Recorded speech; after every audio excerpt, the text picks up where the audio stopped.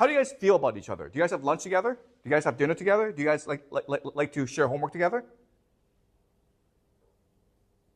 You guys hate each other, right? At the end of the day, what will happen is you all go into debt and you all hate each other, right? So that's consumerism. This is what consumerism is. Consumerism creates a competition in society for prestige, okay? To see who can post the nicest social media pictures. This leads to the individualization or the optimization of you, okay? In other words, you are now unable to act together. You don't want to organize. You don't want to act in solidarity, okay? And ultimately, this means that you develop economic logic, okay? And what is economic logic? It's to see the world only through the lens of capital. Okay, does it make sense? So when you see someone and you're like, okay, well, do I want to date this person? You don't ask, oh, is this person a nice person? You ask yourself, how much money does this person have?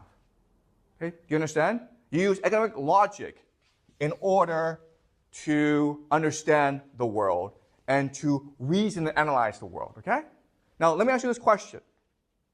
Today, is this how China works? Is this how the world works? The answer is yes, okay? Are you like this?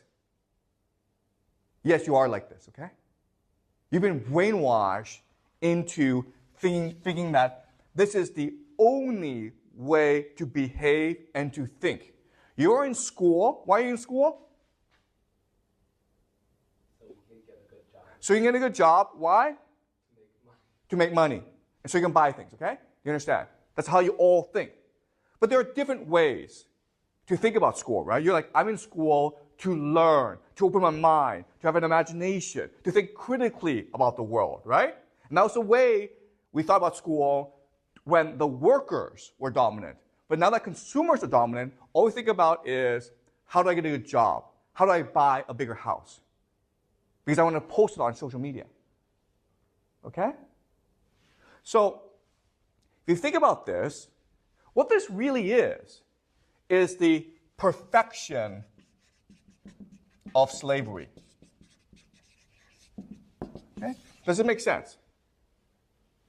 What does this phrase mean? The perfection of slavery.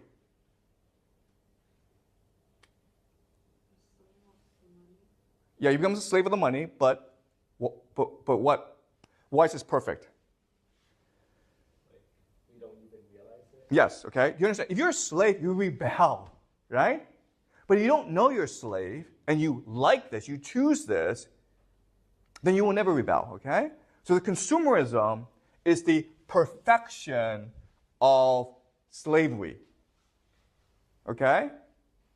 And that's why Francis Fukuyama thinks that consumerism is the end of history, because it is a system that achieves what the elites want, and the masses are unwilling and unable to protest and rebel. Okay, does that make sense? It's a perfect system.